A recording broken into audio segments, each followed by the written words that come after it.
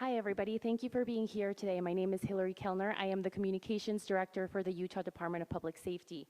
This evening, we have FBI Director Patel, FBI Deputy Director Dan Bongino, Special Agent in Charge Robert Bowles, Governor Spencer Cox, Lieutenant Governor Deidre Henderson, and Commissioner Anderson, as well as Commissioner Bo Mason, as well as some local partners here present with us today. Governor will kick it off. Thank you.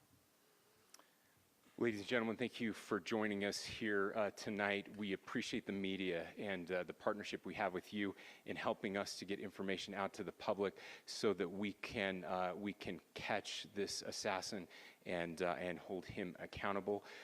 We are going to share a portion of a video and that we have of the suspect, as well as some new stills. Those have already been released, but we want to make sure that they get as much attention as possible so that we can get help from the public in tracking down this evil human being. So we're going to cue up the video right now. Show that. I've asked Commissioner Bo Mason if he would narrate to you what is happening in this video. Thank you, Governor. Bo Mason, Commissioner for the Utah Department of Public Safety. If you look up to the top left, you'll see the building where the shooter was proned out in the top left corner. We'll go ahead and play that video and I'll narrate as we walk through that. So here you see the suspect ran behind that upper building. He's going to come out on the right, moves to this far right corner. As he does, he's going to climb off the edge and then drop down to the ground. As he did that, he left some palm impressions. There's some smudges, some places we're looking to collect DNA. There's a shoe imprint where we believe the suspect is clearly identified as wearing Converse tennis shoes. Again, we'll replay that again so you can get another view of that. It's important to note his black t-shirt, his black pants, and there appears to be some white on the soles of those Converse tennis shoes. Those are all identifiable items that we're looking for. In the stills that are going to follow this, you're going to see a very distinctive t-shirt with an American flag and appears to have an eagle on it. There's also a baseball cap with a triangle on it and a pair of sunglasses. All distinctive, all things that we would ask the public to look for and try to identify if they know someone who has those items, who has been seen wearing those items. We're looking for all that information. Here you see the suspect after dropping off the building. He moved around across this grassy area, around the parking lot. We're going to pan to the right.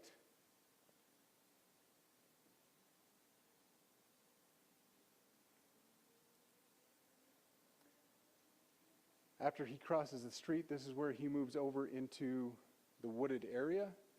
This is the video evidence that we utilize to track his movements and to locate that firearm in that wooded area following the discovery of this evidence. Good. You want to go to the stills? So here's the still photographs I mentioned. These have been enhanced, so these are slightly different than what we introduced earlier. Please pay close attention to the t-shirt. Like I said, very distinctive with that American flag and that eagle. The hat with the triangle and the sunglasses. If you'll go to the next picture, please. The backpack as well. All identifying features that we're hoping the public can help us identify and lead us to this suspect. Next picture. And again, there's a better picture of the hat with that triangle logo and again the t-shirt. Blue jeans, and you get a good look at those Converse tennis shoes as well.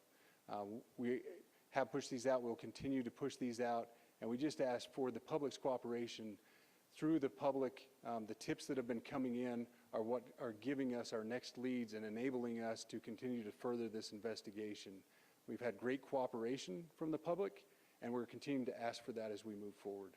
Thank you, and I'll turn the time back over to Governor Cox. Thank you so much, Commissioner Mason. I want to thank Director Patel and his team. It's great to have them on the ground with us tonight. We've had several briefings, and he's had an opportunity to walk the crime scene. We appreciate our local law enforcement here. Again, we have Mike Smith, who is the county sheriff here. We have all of our local chiefs of police that are here as well, all working hand in hand with the state and with the FBI as we move forward with this investigation. Now, I'll just give you a little warning. We will not be taking any questions at this time. We're giving you the latest information we have, being as transparent with everything that we have. But I do want to share a couple things that I think are important. We cannot do our job without the public's help right now. The public has answered our call for action. So far, we've received more than 7,000 leads and tips. I would just note that the FBI hasn't received this many digital media tips from the public since the Boston Marathon bombing. This case also highlights the dedication of our law enforcement community. We have 20 federal, state, and local law enforcement partners that are working shoulder to shoulder to find the person who committed this horrific crime. With their support, we've completed nearly 200 interviews. As you're aware, as has already been reported, the FBI is offering a $100,000 reward for information leading to the identification and arrest of the person responsible for the murder of Charlie Kirk. We also continue to implore the public to support this investigation and come forward with any information. We are truly hopeful that this video and new photos will lead to even more tips. We are processing. We have an incredible team, a state and federal team working together to process those tips. We are going out in tandem to interview any potential person of interest or suspects. But we need, again, we need as much help as we can possibly get. Any videos or photos that you might have, the public, should be submitted to our digital media tip line, which is www.fbi.gov/Utah Valley shooting, all lowercase. Again, that is fbi.gov/Utah Valley shooting, all lowercase. You can also provide general tips about the shooting by calling 1-800-CALL-FBI. That's 1-800-CALL-FBI, or at tips.fbi.gov. This is, I would just say, this is not just a local matter here in Utah. We have people all over the country that are helping to bring this perpetrator to justice for Charlie Kirk and his family. I will just add as well that, as was mentioned, there is a lot of forensic evidence that is being processed right now at both the state lab and the federal labs, federal lab on the East Coast. So we are working in tandem together. I would also just add a word of note for those people who are spending so much time on social media. I think Charlie said it best, that when things get bad, we should put our phones down and spend a little time with our families. There is a tremendous amount of disinformation. We are tracking our team, the state team, and I'm sure the federal team as well. What we're seeing is our adversaries want violence. China, we have bots from Russia, China, all over the world that are trying to instill disinformation and encourage violence. I would encourage you to ignore those, to turn off those streams, and to spend a little more time with our families. We desperately need some healing. We'll have more to say about that in the days and weeks to come. More than anything, we are going to catch this person. Last thing I will just say is we've been working with our attorneys, getting everything that we need, affidavits ready, so that we can pursue the death penalty in this case, and that will happen here in the state of Utah.